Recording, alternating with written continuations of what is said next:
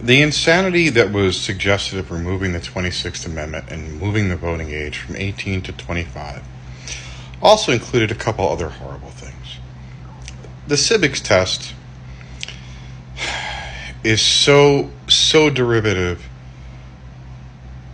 of what happened under Jim Crow with poll taxes and the literacy tests. The reason why we had the 26th Amendment is that men who were serving in Southeast Asia had no influence over those who were sending them to Southeast Asia. Now, this Republican is wrong, but the idea could be used to our advantage.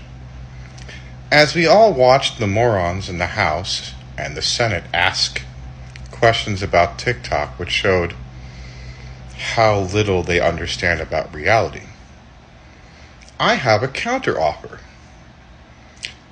Why don't we make the age of retirement for politicians 65, non-negotiable?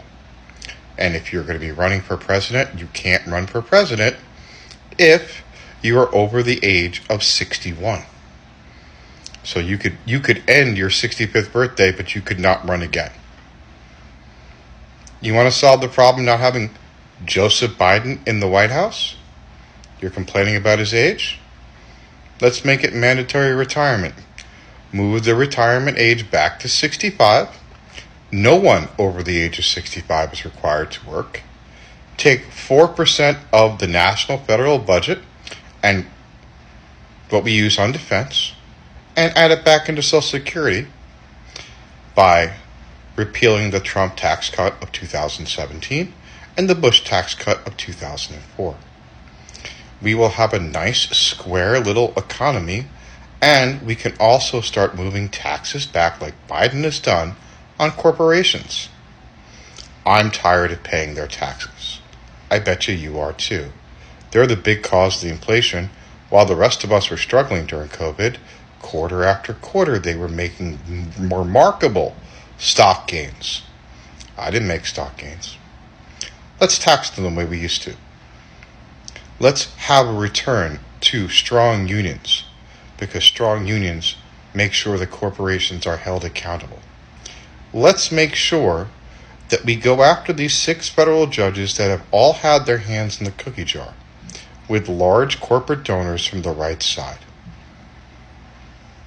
They need to go.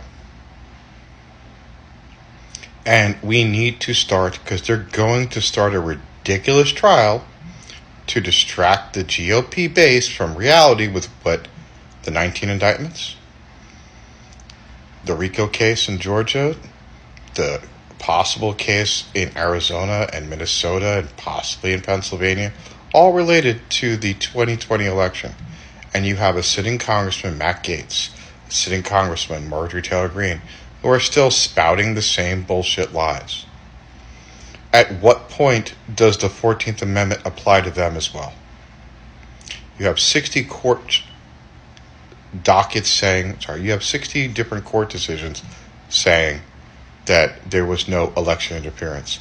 You're going to have the Republican governor of Georgia speak against Donald Trump in open court about the voting record in the one huge African American district in the state of Georgia that Trump said there were voting issues with. He didn't say it about white Georgia, where Marjorie Taylor Greene's from. It wasn't the rednecks and crackers. No, I'm sorry, that's inappropriate. It wasn't white people in white rural districts. I shouldn't say things like that. That's wrong. But Trump made it about race. He put it squarely in Atlanta, which is a predominantly black city. And he went after those. Race is playing a role in it. And don't think it has changed. Donald Trump, lawsuits in 1972 by the GOP against him for not renting to African American and Puerto Ricans.